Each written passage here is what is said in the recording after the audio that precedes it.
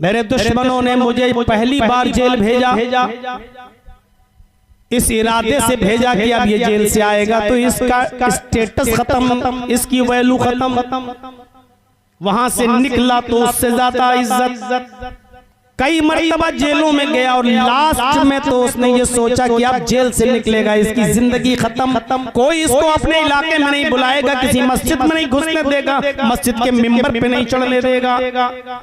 लेकिन मुझे अच्छी तरीके से याद है आखिरी मर्तबा जब जेल से मैं बाहर आया, अभी 2 साल 3 साल पहले, तो जेल से आने के बाद सबसे पहला मेरा प्रोग्राम इसी नीमा की सरजमीन पर हुआ। और उसके बाद जो इज्जतों के अंदर जो बुलंदी आई और तरक्की आई वो अभी आप सब देख रहे हैं और चले आप देख रहे हैं। मेरे भाइयों, हो सकता है कि वो इसी दुआ का नतीजा हो, क्योंकि मैं हर नमाज में सजदे के दरमियान ये दुआ जरूर पढ़ता हूँ, अल्लाहुम्मा ग़फ़िरली वरहमनी वहदिनी वआफ़िनी वरज़ुक़नी वजबुरनी वरफ़अनी। इसमें आप अल्लाह से अपनी इज्जत मांग रहे हैं कि अल्लाह मेरी इज्जत को, मेरे स्टेटस को बुलंद कर दे।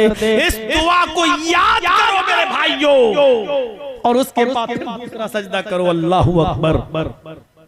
अभी खत्म नहीं हुआ मामला, सुनते जाइए मेरे भाइयों।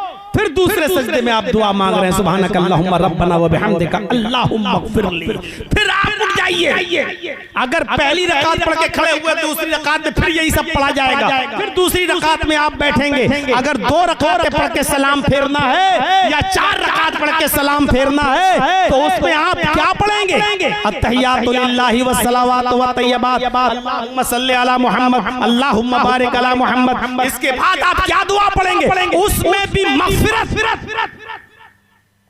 अल्लाहुम्मा इन्नी ज़लमतु नफ्सी ज़ुल्मन कसीरा वला यग़फ़िरुज़्ज़ुनूबा इल्ला अंत फ़ग़फ़िरली मग़फ़िरतम मिन इंदिक।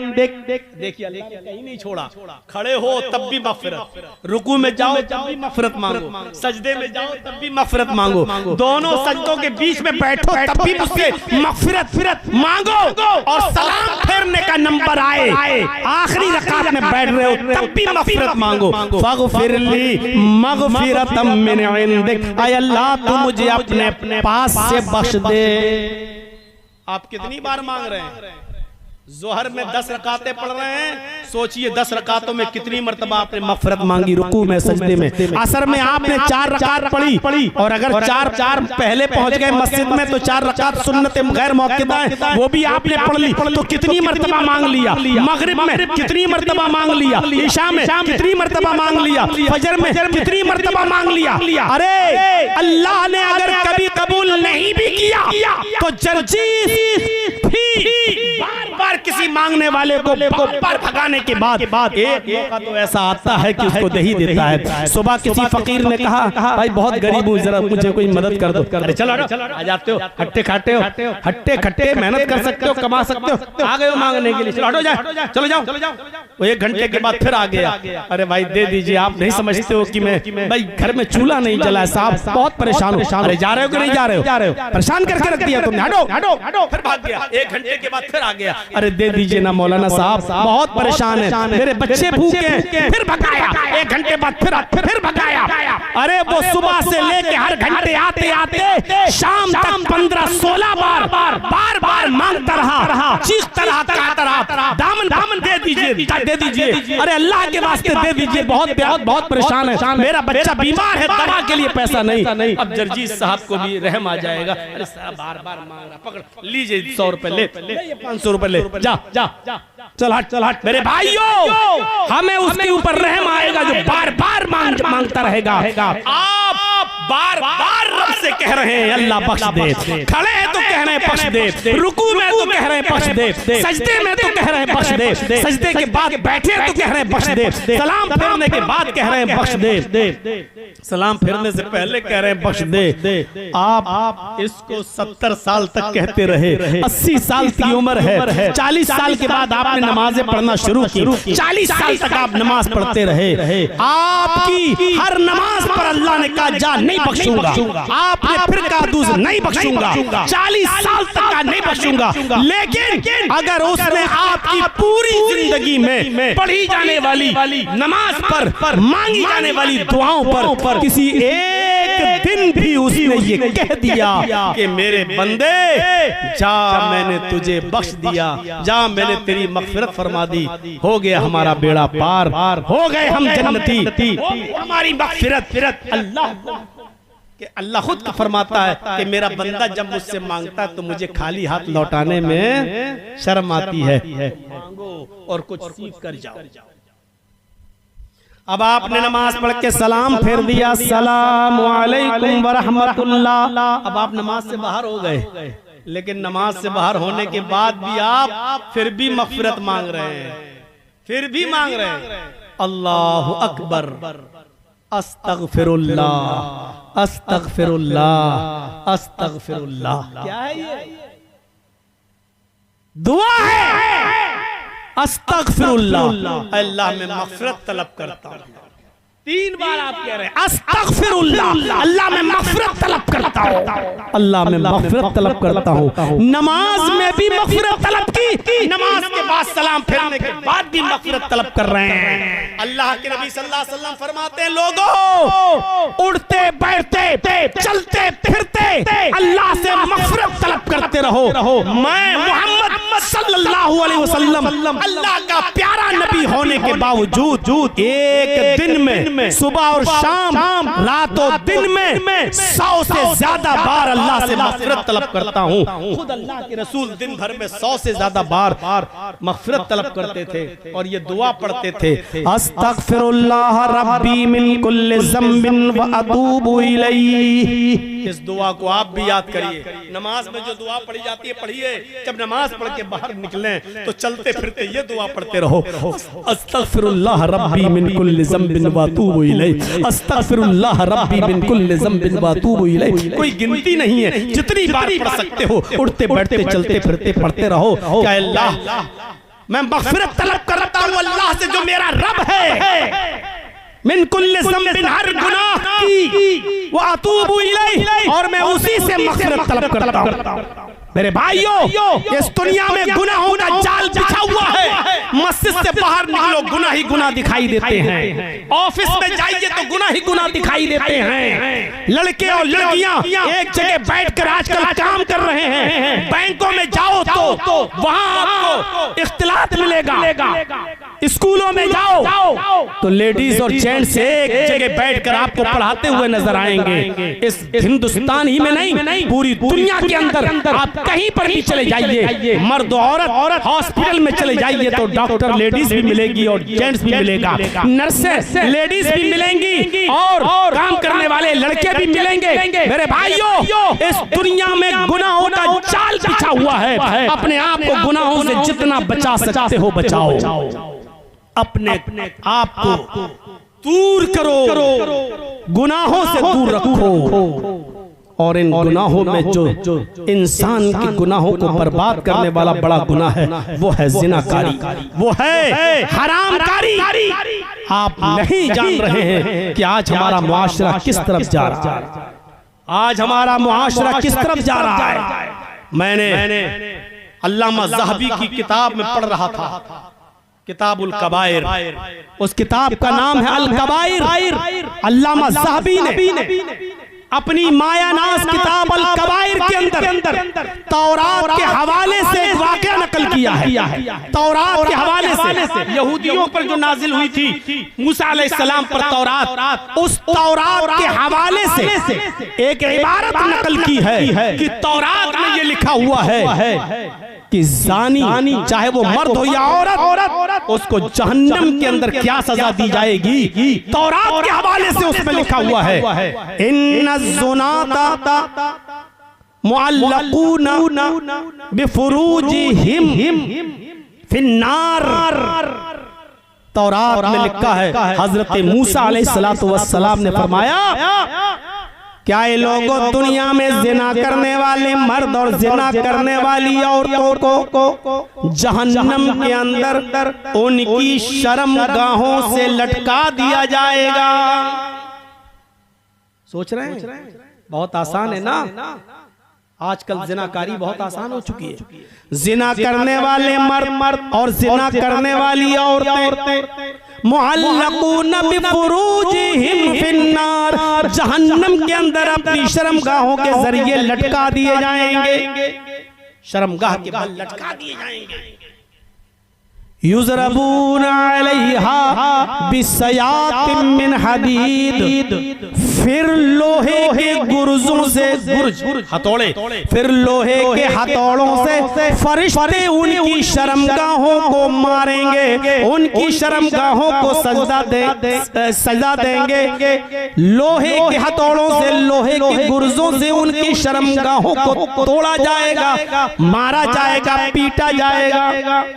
अंदाजा लगाइए मेरे प्यारे साथियों, तौरात के अंदर यह इबारत आज भी लिखी हुई है। और अल्लामा ज़हबी जैसी शख्सियत, शमशुद्दीन ज़हबी जैसी शख्सियत अपनी किताब कबाइर के अंदर, अल कबाइर में तौरात के हवाले से यह इबारत नकल करते हैं कि जहन्नम के अंदर ये सजा दी जाएगी जानी मर्दों को और जानिया औरतों को। और याद करो मेरे प्यारे साथियों, हदीस भी पढ़ेंगे। जो हदीस मैं आपके सामने पढ़ने जा रहा हूँ वो हदीस अल्लामा नासिरुद्दीन अलबानी ने अपनी किताब सिलसिलतुस सहीहा के अंदर नकल किया है। इस हदीस को सिलसिलतुस सहीहा के अंदर उन्होंने जगह दी है, यानी हदीस सही है जो मैं पढ़ने जा रहा हूँ। सुनिए मेरे भाइयों, दुनिया में बड़े बड़े गुनाहगार पैदा हुए हैं, अल्लाह ताला सबके गुनाहों को माफ करने के लिए तैयार है। वो कहता है मेरे बंदो मांगो मुझसे, मेरे बंदो क्या कहता है, ला तक़नतू मिन रहमतिल्लाह, मेरी रहमत से नाउम्मीद न हो जाओ। हजरत नासिरुद्दीन अलबानी सिलसिला के अंदर जो हदीस लाए उस हदीस पर गौर कीजिए। एक गुनाहगार शख्स ऐसा है, एक शख्स ऐसा भी है इंसानों में जिसका गुनाह अल्लाह रब्बुल आलमीन इस मौके पर भी माफ नहीं करता। वो हदीस क्या है? अल्लाह के नबी फरमाते हैं, अल्लाह के नबी सल्लल्लाहु अलैहि वसल्लम फरमाते हैं कि तुफ्तहु अब्वाबुस समाई निस्फल लैल फयुनादी मुनादिन। जब आधी रात गुजर जाती है, नौजवानों जरा सुन लो, मेरा वक्त खत्म हो रहा है, 4 बजे अजान का वक्त भी है, 4:02 पर सुनते जाइए, 5-6 मिनट में लूंगा। आए नौजवानों, तुम्हारे मतलब की बात है, गौर से सुनना। अल्लाह के नबी फरमाते हैं जब आसमान आधी रात जब गुजर जाती है तो आसमान के दरवाजे खोल दिए जाते हैं, सारे आसमानों के दरवाजे खोल दिए जाते हैं। जब आसमान के सारे दरवाजे खोल दिए जाते हैं तो एक पुकारने वाला फरिश्ता पुकार कर कहता है फयुनादी मुनादिन, एक पुकारने वाला फरिश्ता पुकार कर कहता है, क्या पुकारता है? जरा सुनिए, वो पुकारने वाला पुकार कर कहता है हल मिन दाइन फयुस्तजाब लहू, है कोई पुकारने वाला, है कोई दुआ करने वाला जो अल्लाह से दुआ करे, है कोई मांगने वाला जो अल्लाह से मांगे, है कोई अल्लाह के सामने अपना हाथ फैलाने वाला जो अल्लाह उसकी दुआ को कबूल करे। हल मिन दाइन फयुस्तजाब मिनहु, है फयुस्तजाब लहू, है कोई मांगने वाला, दुआ करने वाला, अल्लाह उसकी दुआ कबूल करने के लिए तैयार है। आए दुआ करने वालों, आधी रात के बाद उठो और अल्लाह से मांगो, अल्लाह तुम्हारी दुआ को सुनेगा। उसके बाद फरिश्ता कहता है हल मिन साइलिन फयुता, कोई सवाल करने वाला है, अल्लाह से सवाल करे, अल्लाह उसको देगा। है कोई सवाल करने वाला, अल्लाह से कुछ मांगने वाला, अल्लाह उसको देगा। आओ मांगो, अल्लाह तुम्हें देने के लिए तैयार है। उसके बाद अल्लाह के नबी फरमाते हैं फरिश्ता ये कहता है हल मिन मकरूबिन, है कोई सितम ज़दा, है कोई सितम ज़दा, है कोई मजलूम, है कोई जालिमों के मार खाया हुआ, है कोई परेशान हाल जिसके ऊपर जालिमों ने जुल्म किया है, जिसको लोगों ने परेशान किया है कोई अपनी परेशानी को लेकर अल्लाह के सामने पेश करने वाला। अल्लाह उसकी परेशानी को दूर करने के लिए तैयार है, अल्लाह उसकी परेशानी को खत्म करने के लिए तैयार है। फिर अल्लाह के नबी फरमाते हैं दुनिया वाले उठते हैं, कोई कुछ मांगता है, कोई कुछ मांगता है, ये वो मांगो, अल्लाह सबकी सुनता है। फला यबका मुस्लिमुन, कोई मुसलमान ऐसा नहीं है, कोई मुसलमान ऐसा नहीं है अल्लाह से मांगता हो और अल्लाह उसको न देता हो।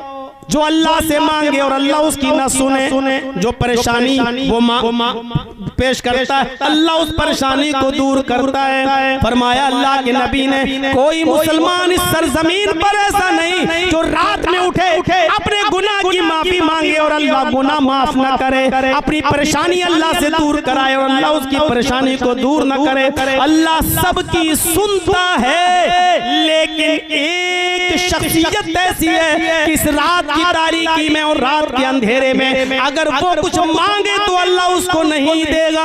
फरमाया इल्ला ज़ानियतन तसा बिफर्जिहा वाशारन, ये दो लोग ऐसे हैं जिनके अल्लाह दुआ कबूल नहीं करता। इल्ला ज़ानियतन, ज़िनाकार औरत की, ज़ानिया और बदचलन औरत की तो अल्लाह इस रात में भी कबूल नहीं करता। लेकिन वो औरत तसा बिफर्जिहा, जो अपनी शर्मगाह को लेकर इधर उधर भटकती रहती है, मतलब समझने की कोशिश करो। एक तो वो होता है, एक वो औरत वो होती है आपके साथ किसी उसका ताल्लुक है और उसने आपके साथ गलत काम कर लिया। ये औरत अगर तौबा कर लेगी अपने गुनाह से तो अल्लाह माफ कर देगा, अल्लाह को हक माफ कर देगा। एक औरत वो होती है आपके साथ ताल्लुक है, आपके साथ गलत काम किया, आपको छोड़ा, अब दूसरे के साथ उसका चक्कर चला, उसके साथ गलत ताल्लुक कायम किया, उसको छोड़ा, तीसरे के साथ उसने अपना चक्कर चलाया, फिर तीसरे के साथ गलत काम किया, उसको छोड़ा।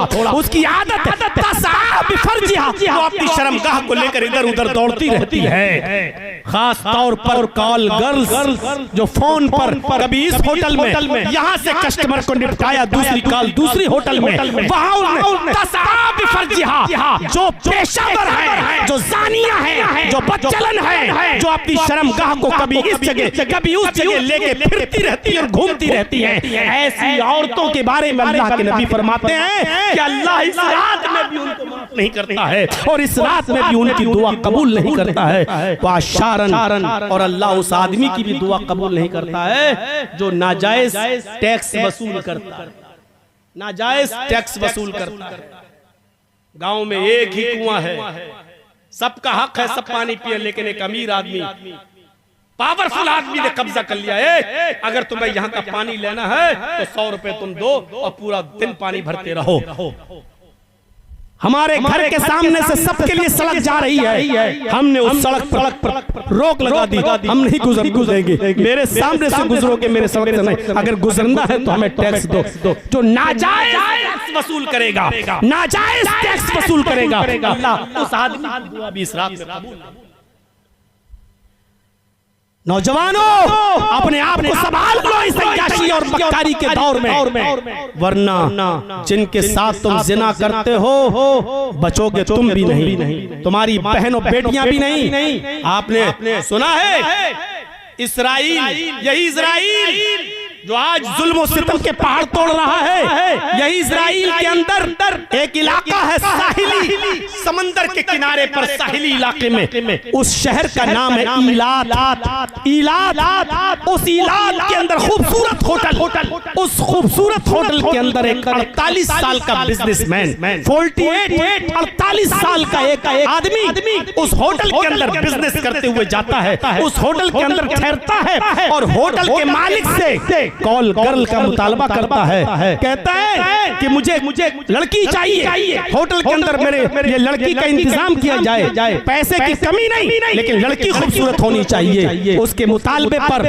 होटल के मैनेजर ने लड़की को फोन किया और लड़की जब होटल में आती है, रकम फिक्स हो जाती है, पैसे मुंह मांगे मांगती है, उस डिमांड तय कर दी जाती है। जब लड़की उस होटल में आती है, बेल बजाती है, अंदर से उस 48 साल के आदमी ने कहा कि दरवाजा खुला हुआ है, आप अंदर आ जाइए। जैसे वो लड़की दरवाजा खोलती है, 48 साल के उस आदमी को दिल का दौरा पड़ जाता है।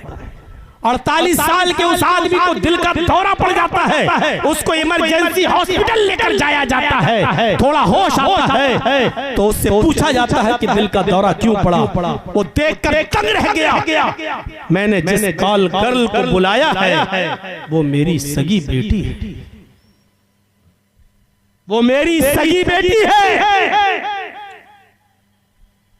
उसने अपनी बीवी जब मिलने आई, ये हालत तुम्हारी, दिल का दौरा। उसने अपनी बीवी को पूरी बात बताई। बीवी भी खून के आंसू रोने लगी। मैंने अपनी बेटी का ये तो नहीं देखा था कि वो ये काम करेगी। तुम्हारी हरकत है, ये तुम्हारी तरबियत है।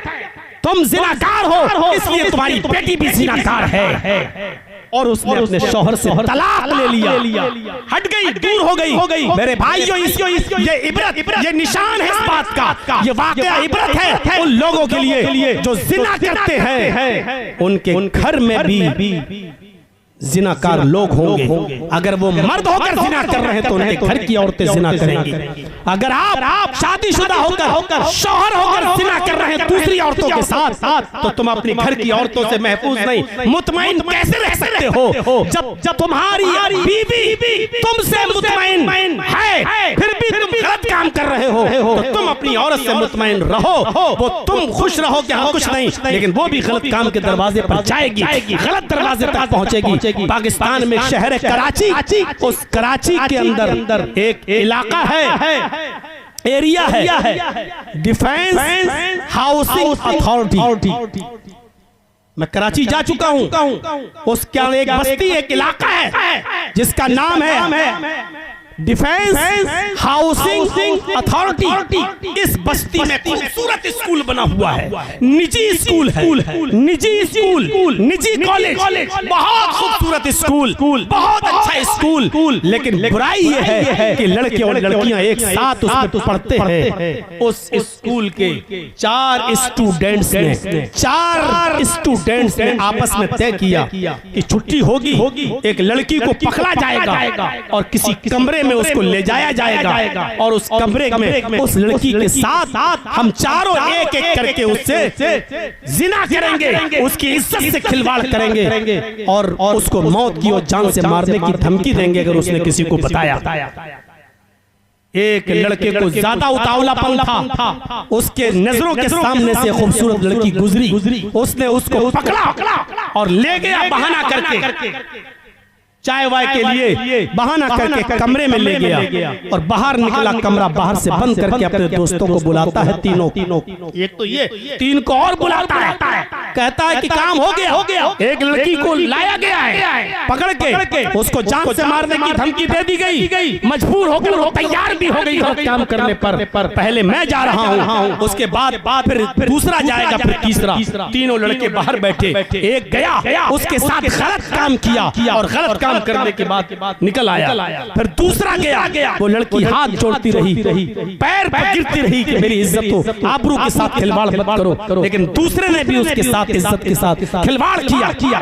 फिर दूसरा भी फारिग हुआ, फिर तीसरा गया, तीसरा भी उसकी इज्जत के साथ खेला और उसके बाद जब लौट के वापस आया तब चौथे का नंबर आया। चौथा जब दरवाजा खोल के अंदर जाता है, जब उस लड़की पर उसकी नजर पड़ती है तो इस लड़के की दिमाग की नस फट जाती है, ब्रेन हेमरेज हो जाता है और मर जाता है। इसलिए कि इस लड़के ने जब देखा कि जिस लड़की के साथ तीनों दरिंदे दरिंदगी करके गए और मैं भी दरिंदगी करने आया, ये कोई और नहीं मेरी सगी बहन है। तुम दूसरों की बहन बेटियों के साथ गलत काम करोगे, तुम्हारी बहन बेटियों के साथ भी गलत काम होगा। जैसे उस आदमी ने काल गर्ल को बुलाया, वो भी तो किसी की बहन बेटी होगी। जब उसको जब यह गलत करने लगा तो उसकी बेटी ही निकली, होश ठिकाने आ गए। मेरे भाइयों, जब इस लड़के ने जिना करना चाहा किसी लड़की के साथ तो पता चला कि उसकी सगी बहन है। ये वाकयात हमें चीख चीख कर कहते हैं कि दूसरों की बहन बेटियों पर अगर गलत नजर डालोगे तो तुम्हारी बहन बेटियां महफूज नहीं रहेंगी। दूसरों की बीवियों पर गलत नजर डालोगे तो तुम्हारी बीवियां भी महफूज नहीं रहेंगी। मग़फ़िरत मांगिए, अल्लाह से दुआ कीजिए और तौबा कीजिए और इस्तिग़फ़ार कीजिए। सारी इला मग़फ़िरतिन मिन रब्बिकुम, अपने रब की मग़फ़िरत की तरफ दौड़िए। दूसरा जुमला रह गया, वह जन्नतिन, जन्नत में जाने वाले रास्ते बताना थे लेकिन नहीं बता सका। मेरे भाइयों, मैंने सोचा था आज कम से कम 1.5 घंटा मिल जाएगा, लेकिन एक ही घंटे पे अपनी बात खत्म करता हूं क्योंकि वक्त हो गया है अज़ान का। मेरे भाइयों, अल्लाह से दुआ करता हूं कि बारे इलाह हमें खताओं को माफ फरमा दे और हमें मग़फ़िरत तलब करने की तौफीक अता फरमा और उन कामों को करने की तौफीक अता फरमा जिन कामों के करने से हमारे गुनाह मिट जाएं और हम जन्नत के मुस्तहिक़ हो जाएं। इलाहुल आलमीन, जब तक तो हमें जिंदा रख, इस्लाम पे जिंदा रखना और जब हमारा खात्मा हो तो ईमान पर हमारा खात्मा फरमाना। वमा अलैना इल्लल बलागुल मुबीन व आखिरु दावाना अल्हम्दुलिल्लाहि रब्बिल आलमीन। कुल्लु बिदअतिन ज़लालह व कुल्लु ज़लालतिन फिन्नार।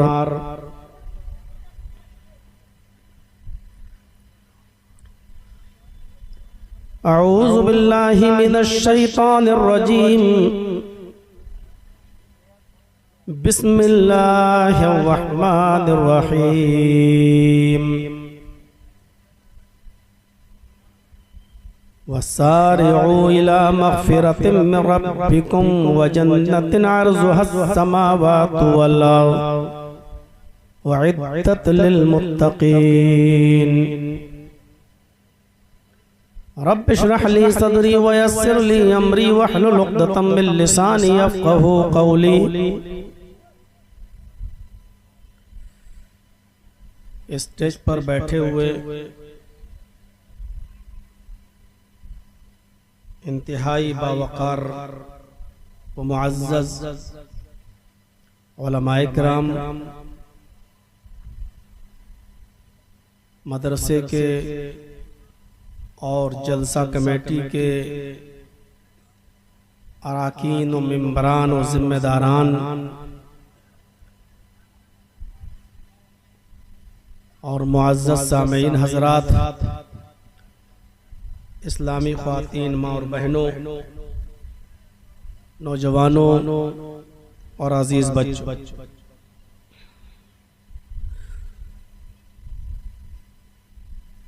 दो रोज़ा प्रोग्राम का आज आखिरी दिन है। 13 और 14 अप्रैल को जो ये प्रोग्राम यहाँ रखा गया, आज ये उसका दूसरा डे है और इसके बाद नीमा का ये जलसा तकरीबन 1 साल के लिए फिर पोस्टपोन हो जाएगा। आपने पूरी रात जागकर मुख्तलिफ उलमा को सुना है और संजीदगी के साथ सुना है। बीच में मदरसे का, इस जामिया का ताउन भी किया है। अल्लाह रब्बुल आलमीन आपके उस ताउन को कबूल फरमाए। जिन उलमा ने खिताब किया है और जो आप खिताब हो रहा है, अल्लाह ताला हम सबको, कहने वालों को भी और सुनने वालों को भी, उस पर अमल की पूरी पूरी तौफीक अता फरमाए। मैंने सोचा था कि आज वक्त कुछ जल्दी मिल जाएगा, लेकिन कल जो टाइम जितने बजे मुझे मिला था, आज भी तकरीबन वही वक्त हो गया। कुरान करीम की मुख्तसर सी एक आयत मैंने आपके सामने तिलावत की है और उसी की रोशनी में कुछ बातें आपके सामने रखूंगा। फिर इस दुआ के साथ कि अल्लाह ताला हम सबको अमल की तौफीक अता फरमाए। कुरान करीम की आयत जो मैंने पढ़ी आपके सामने, इसमें अल्लाह रब्बुल आलमीन ने 2-3 चीजों का हुक्म दिया है। पहली चीज ये बताई कि अपने रब की मग़फ़िरत की तरफ जल्दी करो।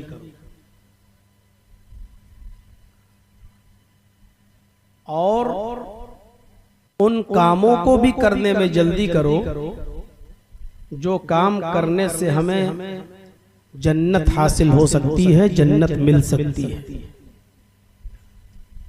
सारिऊ इला मग़फ़िरतिम मिन रब्बिकुम, दौड़ो अपने रब की मग़फ़िरत की तरफ, जल्दी करो अपने रब की मग़फ़िरत की तरफ। व जन्नतिन, और हुसूल जन्नत के लिए भी जल्दी करो, जन्नत को पाने के लिए भी जल्दी करो।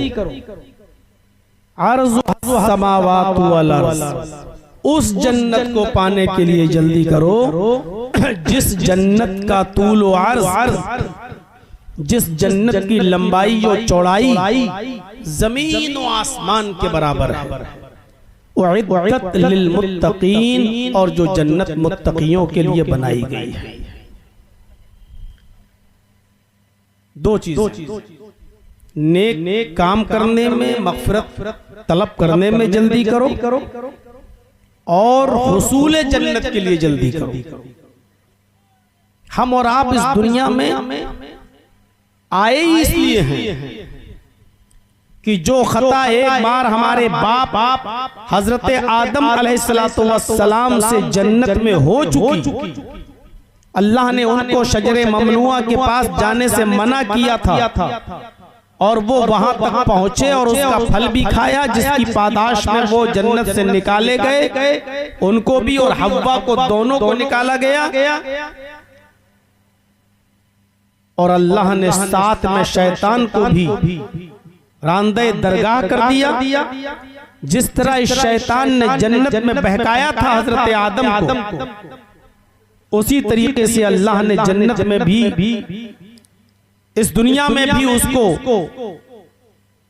रांदे दरगाह करके भेज दिया, और एक मौका दिया हम बनी नौ इंसानियत को कि देखो ये शैतान जो जन्नत में भी तुम्हारा दुश्मन था, दुनिया में भी तुम्हारा दुश्मन है।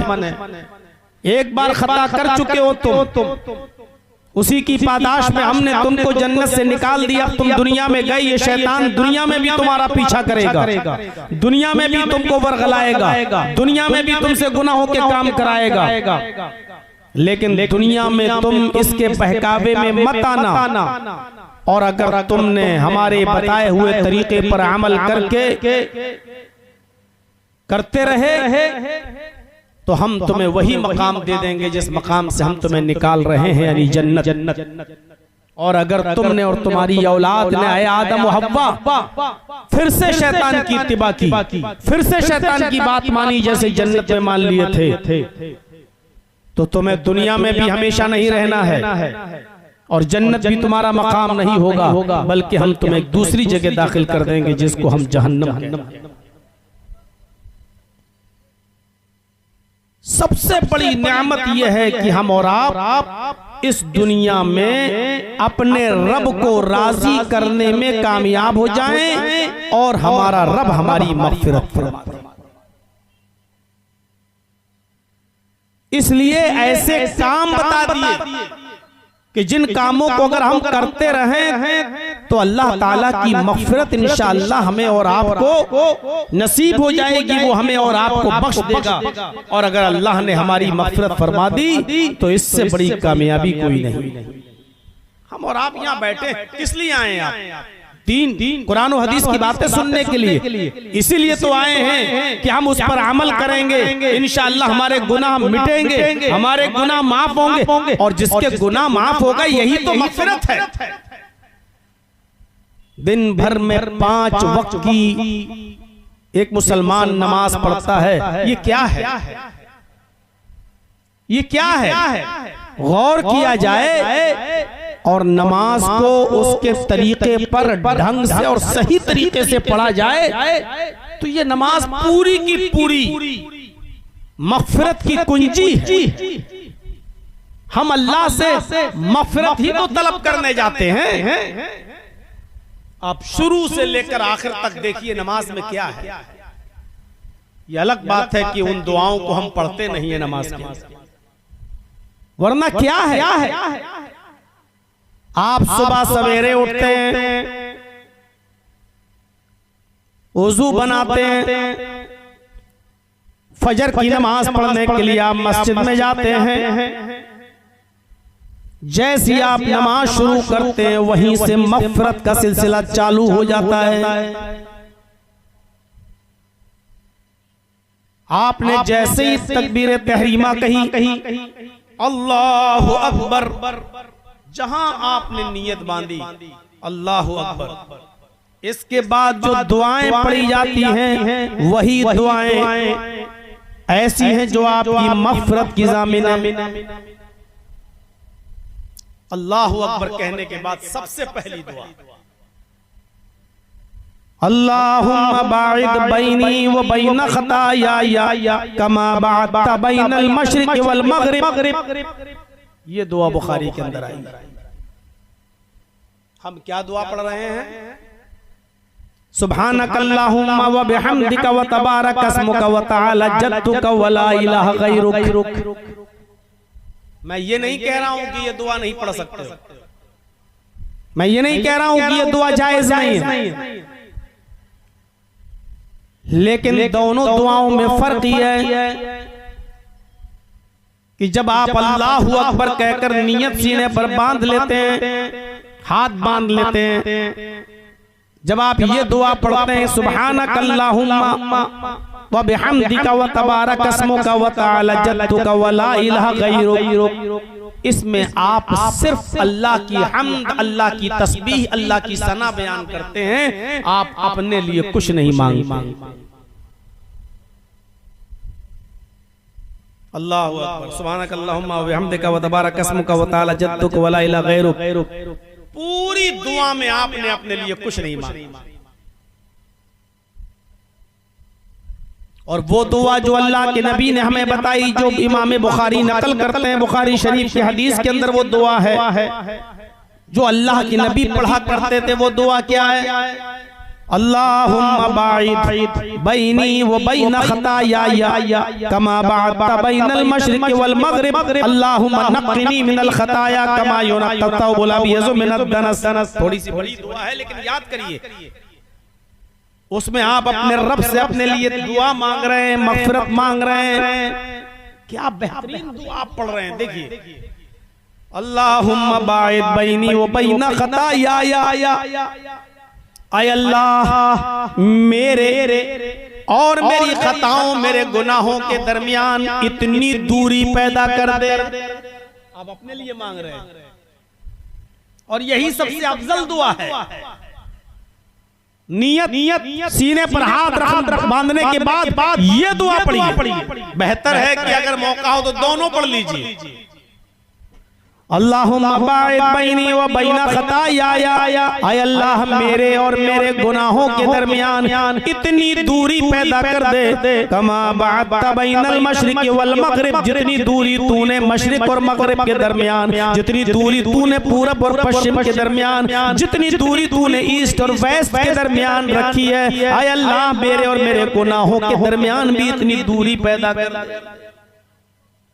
अब गौर करो, अगर अल्लाह ने ये दुआ आपकी सुन ली और आपके गुनाहों के दरमियान इतनी दूरी पैदा कर दी जितनी पूरब और पश्चिम के दरमियान दूरी है, आप कामयाब हो। पूरब कहाँ है? कोई इंतहा नहीं। पश्चिम कहाँ है? कोई इंतहा नहीं। मशरिक कहाँ है? कोई पता नहीं। मगरिब की इंतहा कहाँ है? कोई पता नहीं। कितने दूर हो जाएंगे हमारे गुनाह हमसे। मांगने वाला चाहिए। ये दुआ आप अपने लिए मांग रहे हैं अल्लाह से। अल्लाहुम्मा नक़्क़िनी मिनल खताया कमा युनक़्क़ा अथ-थौबुल अब्यज़ु मिनद दनस। ऐ अल्लाह मेरी खताओं को और मेरे गुनाहों को इस तरह धो दे, इस तरह साफ कर दे जैसे सफेद कपड़ा जब गंदगी से और मैलों कुचैल से साफ हो जाता है। धोबी की भट्टी में जब सफेद कपड़ा डाला जाता है तो उसके मैल और कुचैल साफ होकर व्हाइटनेस, कितनी चमक उसके अंदर आ जाती है और गंदगी सब मिट जाती है, धुल जाती है, खत्म हो जाती है। आप यही दुआ मांग रहे हैं अल्लाह से, आय अल्लाह मेरे गुनाहों को इस तरह धुल दे जैसे सफेद कपड़ा गंदगी से धुलने के बाद बिल्कुल चमक जाता है, रोशन हो जाता है। आय अल्लाह मेरी जिंदगी से मेरे गुनाहों को इस तरह धुल दे जैसे सफेद कपड़ा चमकता है, वैसी मेरी जिंदगी भी चमक जाए, वैसे मेरी जिंदगी के अंदर भी रोशनी पैदा हो जाए, मेरी जिंदगी में भी चमक पैदा हो जाए, मेरे ऊपर कोई गुनाह का दाग और धब्बा भी नजर ना आए। जैसे सफेद कपड़े पर हल्का सा दाग नजर आता है, वो पूरे कपड़े की खूबसूरती को खत्म कर देता है, ऐसे ही एक इंसान के अंदर छोटा से छोटा गुनाह उसकी जिंदगी को मेरे भाइयों खराब कर देता है। धुलने के बाद वो दाग और धब्बा मिट जाता है तो सफेद कपड़ा चमक जाता है। ऐसे ही जब आप गुनाह से तौबा कर लें और अल्लाह आपके गुनाहों को मिटा दे तो आपकी जिंदगी भी सफेद कपड़े की तरह चमक जाएगी। यहीं से आप मगफिरत मांग रहे हैं अल्लाह से। जिसके गुनाह मिट गए मगफिरत हो गई, जिसके गुनाह मिट गए वो जन्नती हो गया, जिसके गुनाह मिट गए समझ लो कि वो कामयाब हो गया। यहां से दुआ शुरू। अब आप पढ़िए अल्लाह की हम्द सना अब करिए। अल्हम्दुलिल्लाहि रब्बिल आलमीन अर्रहमानिर रहीम मालिक यौमिद्दीन। ये अल्लाह की हम्द सना है, अल्लाह की तारीफ, अल्लाह की बुजुर्गी है। इसके बाद इय्याका नअबुदु व इय्याका नस्तईन। आय अल्लाह हम तेरी ही इबादत करते हैं और तुझसे ही मदद तलब करते हैं। ये बंदे और अल्लाह के दरमियान एक अहद है, एक वादा है। आय अल्लाह मैं इबादत करूंगा तेरी और तू हमारी मदद कर। यानी इबादत करना मेरा काम, मदद करना तेरा काम। गोया के बंदे का इकरार है कि अल्लाह हम इबादत तेरी ही करेंगे, उधर अल्लाह का वादा कि बंदे हम तेरी मदद करते रहेंगे। इय्याका नअबुदु व इय्याका नस्तईन। जब आपने ये कह दिया कि इबादत सिर्फ अल्लाह की है तो उसने भी कह दिया कि मदद हमारी तरफ से तेरे लिए है, तो आप मदद मांगो। अब क्या चीज आप अल्लाह से मांग रहे हैं? इहदिना सिरातल मुस्तकीम सिरातल लज़ीना अनअमता अलैहिम गैरिल मग़दूबि अलैहिम वलद्दाल्लीन। ऐ अल्लाह हमको सिराते मुस्तकीम पर चला, ऐ अल्लाह हमको सीधे रास्ते पर चला, ऐ अल्लाह हमें उन लोगों के रास्ते पर चला जिनको तूने अपने इनामात से नवाजा है, जिनको तूने अपनी कृपाओं से, अपनी नवाजिशों से नवाजा है। गैरिल मग़दूबि अलैहिम वलद्दाल्लीन। ऐ अल्लाह मुझे उन लोगों के रास्ते पे न चला जिनके ऊपर तेरा गैज़ो गज़ब और गुस्सा नाज़िल हुआ। ऐ अल्लाह मुझे उन लोगों के रास्ते पर मत चला। या अल्लाह से दुआ मांगो। कोई और सूरत पढ़ लीजिए। अब आप रुकू में जा रहे हैं, अल्लाहु अकबर। रुकू में क्या पढ़ रहे हैं? सुभान रब्बियल अज़ीम। यही पढ़ते हो ना? अपने लिए क्या मांगा? सुभान रब्बियल अज़ीम। पाक है मेरा वो रब जो सबसे बड़ा है। आपने अल्लाह की तारीफ भी तो कर दी है। आपने अपने लिए क्या मांगा? खड़े थे, आपने मांग लिया अल्लाहुम्मा बाइद बैनी व बैन खतायाया इहदिना सिरातल मुस्तकीम सिरातल लज़ीना अनअमता अलैहिम गैरिल मग़दूबि अलैहिम वलद्दाल्लीन। अब आप रुकू में गए, रुकू में भी तो अपने लिए मांगिए। क्या मांग रहे हैं आप अपने लिए अल्लाह से? जो सबसे बेहतरीन दुआ बताई अल्लाह के नबी ने रुकू की भी और सजदे की भी, वो दुआ तो हमें याद ही नहीं है। वो दुआ पढ़िए जो अल्लाह के नबी रुकू में भी पढ़ा करते थे और सजदे में भी पढ़ा करते थे। क्या दुआ है रुकू की? सुब्हानक अल्लाहुम्मा रब्बना व बिहम्दिका अल्लाहुम्मा गफिर। है याद? नहीं है तो याद कर लो। ये रुकू में भी पढ़ी जाती है और सजदे में भी पढ़ी जाती है। अल्लाह के रसूल अपने रुकू और सजदे में यही दुआ पढ़ा करते थे। सुब्हानक अल्लाहुम्मा रब्बना व बिहम्दिका अल्लाहुम्मा गफिरली। हाँ, सुभान रब्बियल अज़ीम भी पढ़ सकते हो, जायज़ है, मैं ये नहीं कह रहा हूँ कि नहीं, लेकिन नमाज पढ़ने गए और आप अपने लिए कुछ ना मांगे, कितने ताज्जुब की बात है। अल्लाह के नबी बतला रहे हैं कि ये दुआ मांगो, इसमें अल्लाह की हम्द भी है, अल्लाह की पाकी और तस्बीह भी है, पाकी और बुजुर्गी भी है, और अपने लिए दुआ भी है। सुब्हानकल्लाहुम्मा रब्बना व बिहम्दिका, सुब्हानकल्लाहुम्मा रब्बना, अल्लाह की बुजुर्गी भी बयान हो गई, वह बिहम्दिका, अल्लाह की हम्द भी बयान हो गई, और उसके बाद दुआ मांग रहे हैं अल्लाहुम्मा गफिरली, आय अल्लाह तू मुझे बख्श दे, आय अल्लाह तू मेरी मगफिरत फरमा दे। क्या मांग रहे हैं? जल्दी जल्दी मत पढ़िएगा, जब भी नमाज में जाओ रुकू करो, बहुत अच्छे अंदाज में पढ़ना, सुब्हानकल्लाहुम्मा रब्बना व बिहम्दिका अल्लाहुम्मा गफिरली, अल्लाह मेरी मगफिरत फरमा दे।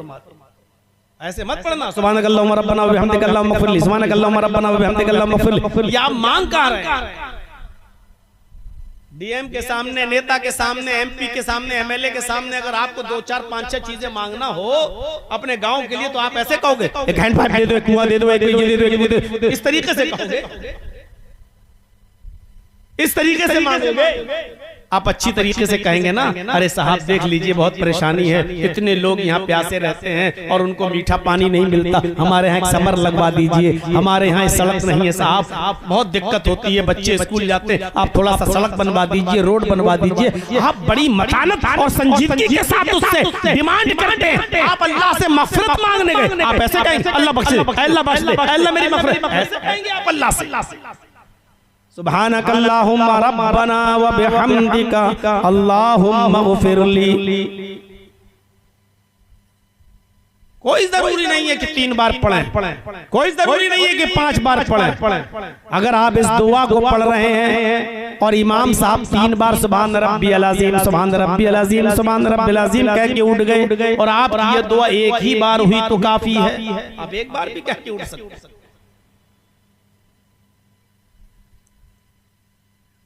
बेहतर यह है कि आप 3 बार पढ़ें, और 3 बार के बाद जितना हो सके, अगर आप अकेले नमाज पढ़ रहे हैं तो फिर जितना मांग सकते हो मांगो, 4 बार, 5 बार, 6 बार, 7 बार, 8 बार, 9 बार, कोई गिनती नहीं, 3, 5, 7, 9, 11। ये ज़ईफ रिवायत है जिसमें ताक की बातें आई हैं। 3 बार, 5 बार, 7 बार ज़ईफ है। 3 बार तक तो ठीक है, 3 के बाद आपको अगर और पढ़ना है, अकेले पढ़ रहे हैं तो 4, 5, 6, जितनी आप पढ़ सकते हैं पढ़िए, आप अकेले हैं पढ़िए, और अपने रब से मग़फ़िरत मांगिए। सुब्हानकल्लाहुम्मा रब्बना व बिहम्दिका अल्लाहुम्मा गफिरली। ऐ अल्लाह तेरी ज़ात पाक है, तू हमारा रब है, सारी तारीफ तेरे लिए है। अल्लाहुम्मा गफिरली, अल्लाह तू मेरी मग़फ़िरत फरमा दे। सारे इला मग़फ़िरत मिन रब्बिकुम, अपने रब की मग़फ़िरत की तरफ दौड़ो, अपने रब की मग़फ़िरत की तरफ जल्दी करो। अल्लाह की मग़फ़िरत पाने के लिए, अपनी मग़फ़िरत और अपनी बख्शिश चाहने के लिए जल्दी करो कि अल्लाह तुम्हें बख्श दे। ऐसे अमल करो और अल्लाह से मग़फ़िरत मांगो ताकि अल्लाह बख्श दे।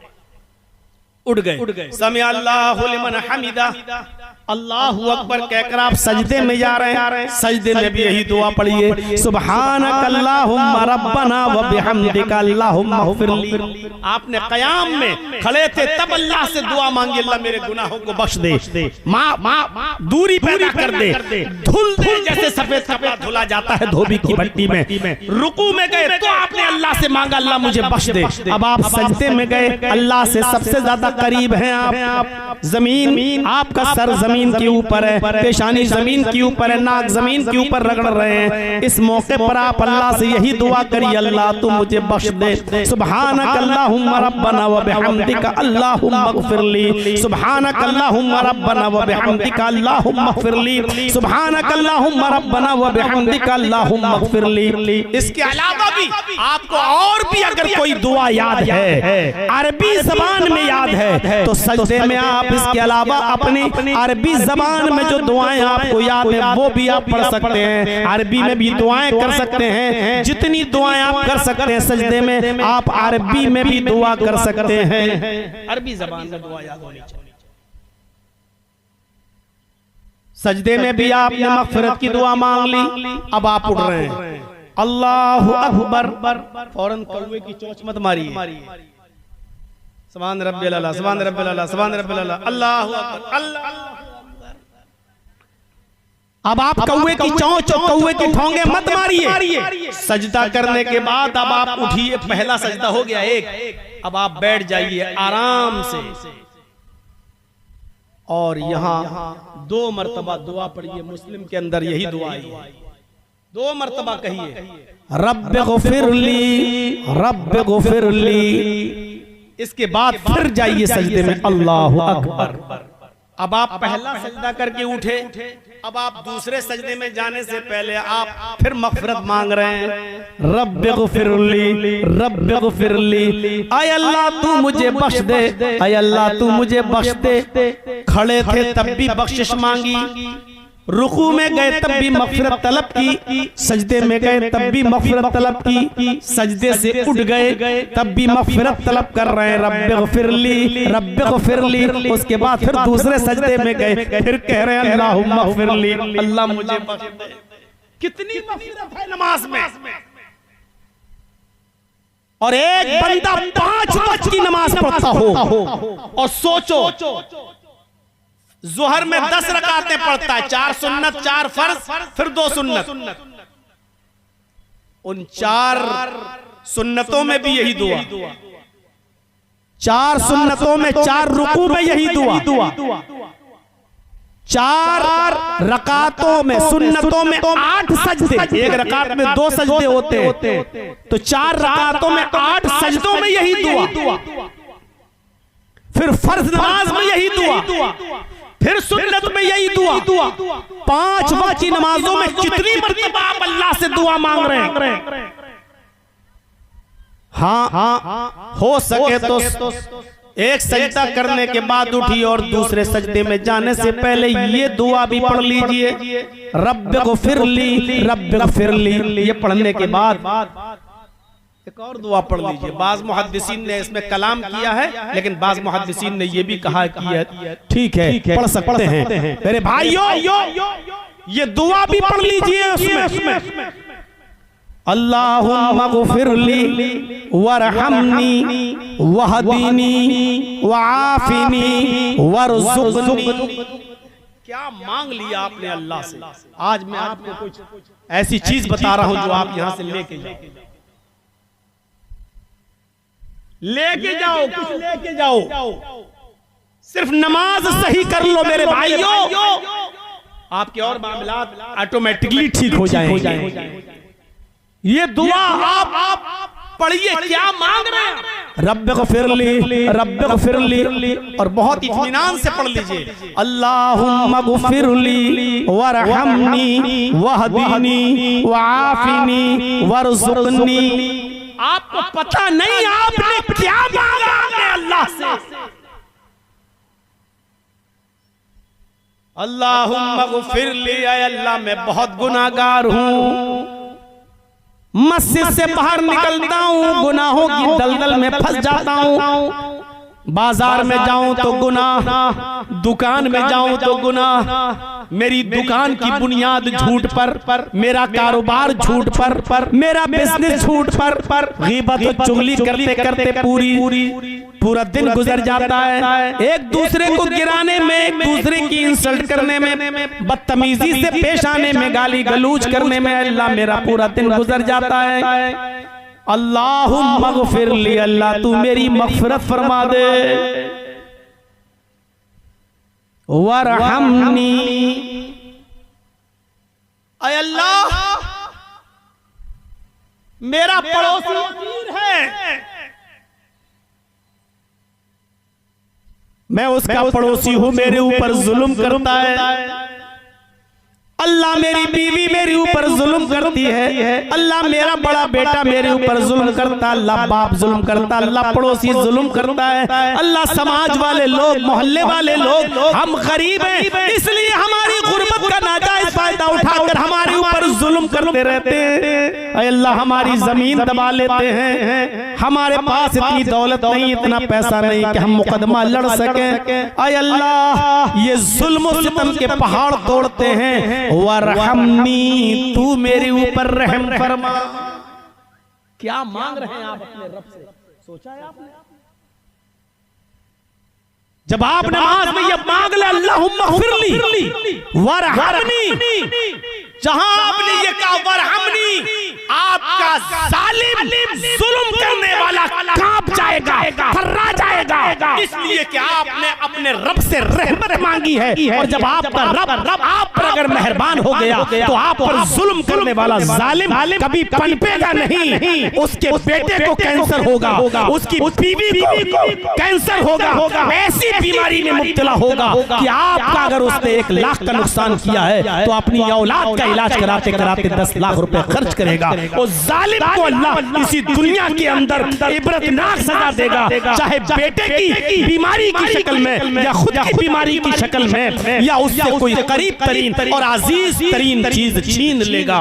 मेरे भाइयों, क्योंकि आपने अपने रब से रहम मांगा, लेकिन मांगने के अंदाज में मांगिएगा। मौलाना साहब इतनी लंबी दुआ आप बता रहे हैं, रब्बिग़फिरली ऐसे पढ़ेंगे आप, एक सजदा करके उठेंगे, दूसरे सजदे में जाने से पहले रब्बिग़फिरली रब्बिग़फिरली अल्लाहुम्मग़फिरली वरहमनी वहदीनी वआफ़िनी वरज़ुक़नी, ऐसे पढ़ेंगे जब आप मांगने के अंदाज में, तो इतनी देर में तो आपका इमाम दूसरा सजदा करके भी उठ जाए। इसलिए जब आप अकेले नमाज पढ़ें तब मांगो। फर्ज नमाजों में मौका नहीं मिल पा रहा है, इमाम के साथ नमाज पढ़ते हो वो इतनी लंबी लंबी दुआ नहीं पढ़ सकता, तो आप अकेले जब पढ़ो तब मांगो। वरहमनी अल्लाह मेरी ऊपर रहम फरमा, वहदीनी आय अल्लाह कोई कहता इधर आ जाओ, वो कहता है मेरी तरफ आ जाओ, ये मौलाना कहता है ये सही, वो कहता है ये सही, एक कहता है कि मेरा तरीका सही, दूसरा कहता है कि मेरा तरीका सही। आय अल्लाह मैं जाऊं तो कहां जाऊं? वहदीनी आय अल्लाह तू मुझे हिदायत दे दे, आय अल्लाह तू मुझे सीधा रास्ता दे दे, आय अल्लाह तू मुझे सिराते मुस्तकीम दे दे, आय अल्लाह तू मेरी रहनुमाई फरमा, मेरे दिल में ये बात डाल दे कि मैं किस तरफ जाऊं, क्या है तेरा दीन, क्या है तेरी शरीयत, क्या है तेरा रास्ता। ऐ अल्लाह मुझे हिदायत दे दे, मुझे वहदीनी मेरी रहनुमाई फरमा। क्या मांग रहे हैं आप? और आगे वाफीनी मुझे आफियत अता फरमा।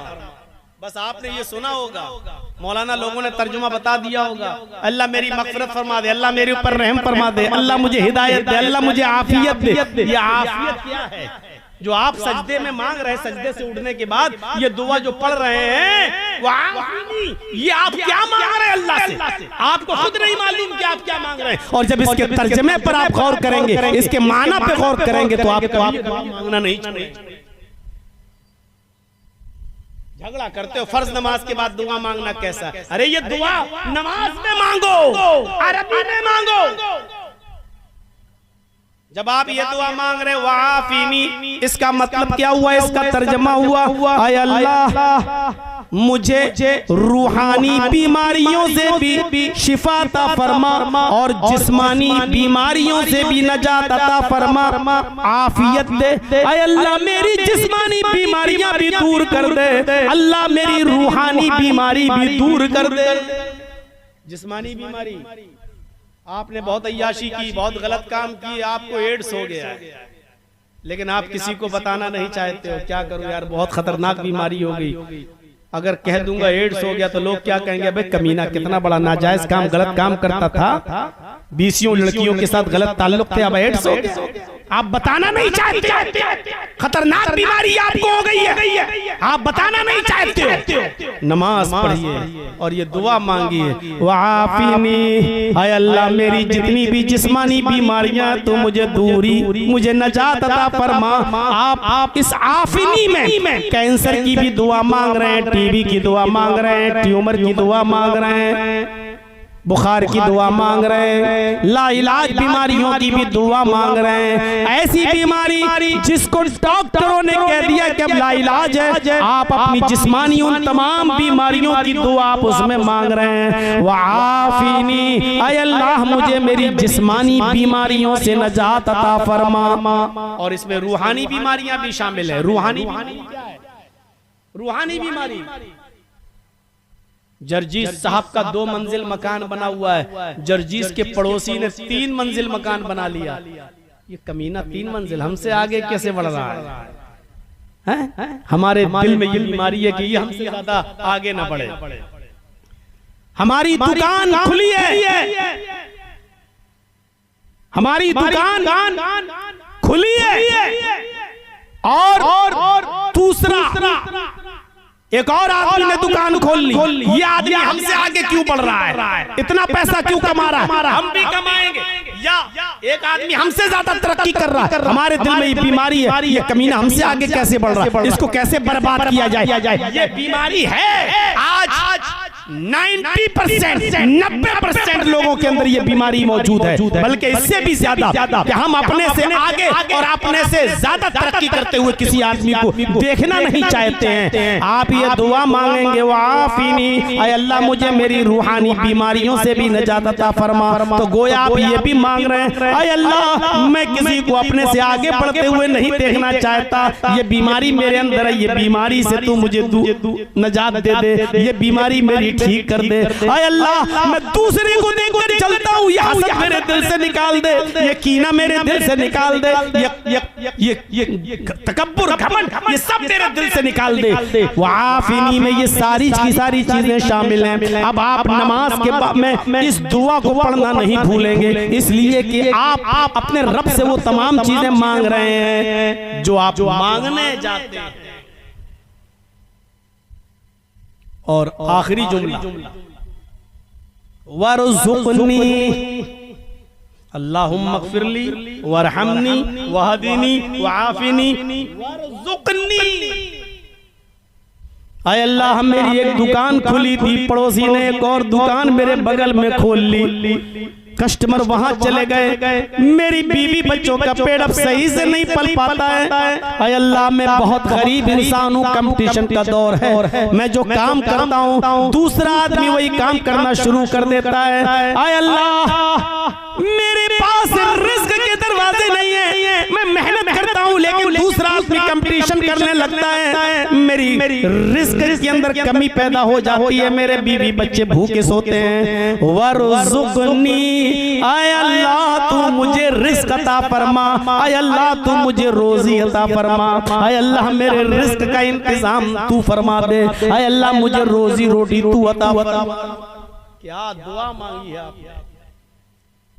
आय अल्लाह मुझे बख्श दे, आय अल्लाह मेरे ऊपर रहम फरमा, आय अल्लाह मुझे हिदायत दे, आय अल्लाह मुझे जिस्मानी और रूहानी बीमारियों से निजात अता फरमा, आय अल्लाह मुझे रिज़्क़ अता फरमा। और क्या मांगोगे आप अपने अल्लाह से, बताओ तो? नमाज सलाम फेरा, अस्सलाम वालेकुम रहमतुल्लाह, अस्सलाम वालेकुम रहमतुल्लाह। अब आप क्या दुआ मांगते हो? अल्लाह मुझे हिदायत दे, अल्लाह मुझे मेरे गुनाह को माफ कर दे, यही तो दुआ मांगते हो आप। अल्लाह हम बहुत परेशान है, मेरी परेशानी दूर कर दे। आपने सब तो मांग लिया नमाज में, अल्लाह मेरे गुनाह माफ कर दे, अल्लाहुम्मा बाइद बैनी व बैन खताया कमा बाअदता बैनल मशरिक़ि वल मग़रिब, ये तो तुम मांग चुके हो। अल्लाह मुझे हिदायत दे, वहदिनी, या मांग चुके हो, इहदिना सिरातल मुस्तकीम पढ़ चुके हो। अल्लाह मेरे रिज़्क़ में बरकत अता फरमा, वरज़ुक़नी आप मांग चुके हो। अल्लाह मैं बीमार हूँ मुझे शिफा दे, वआफ़िनी आप मांग चुके हो।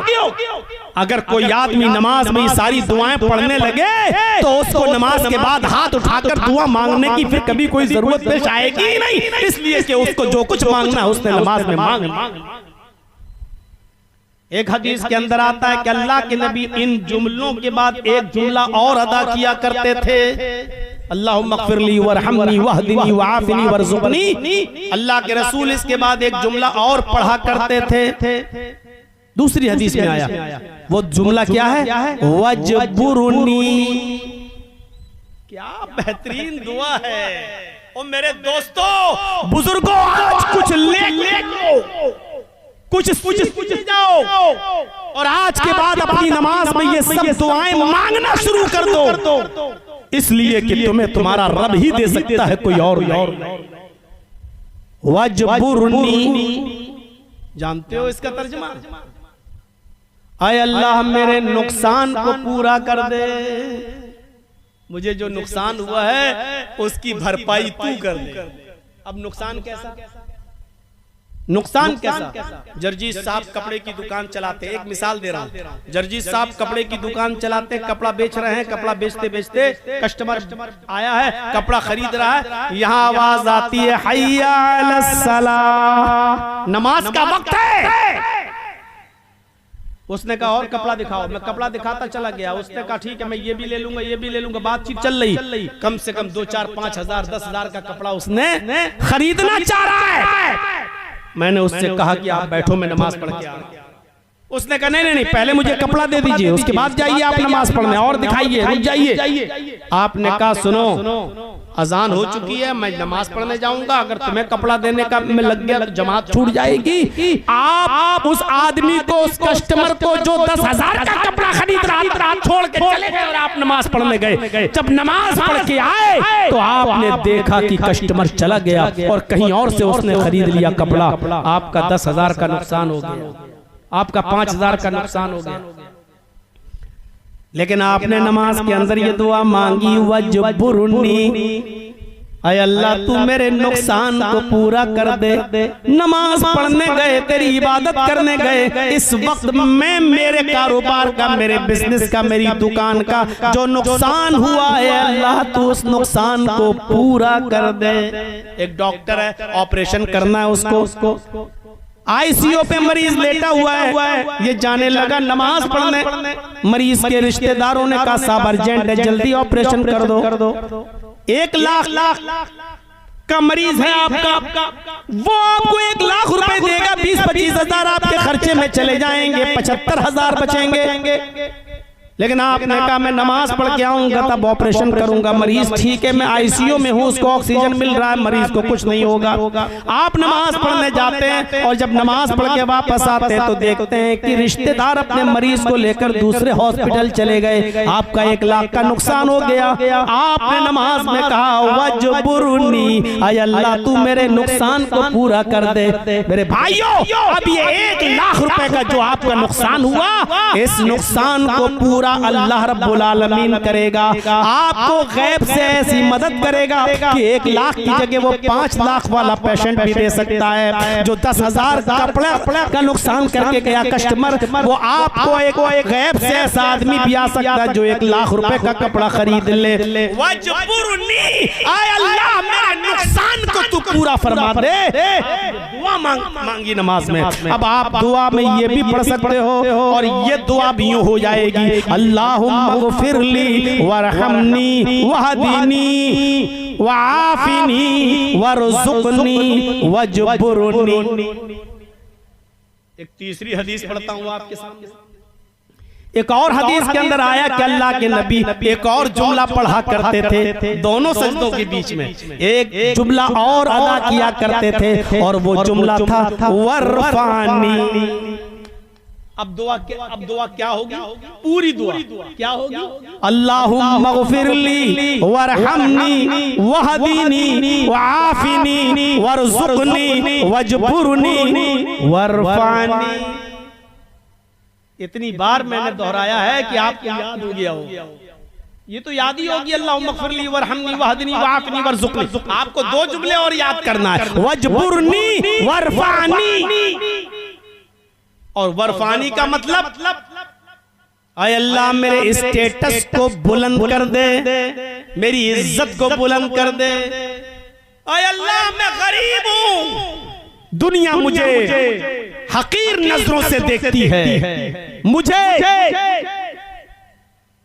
कमजोर नजरों से देखती है, हर जगह मेरा मजाक उड़ाया जाता है।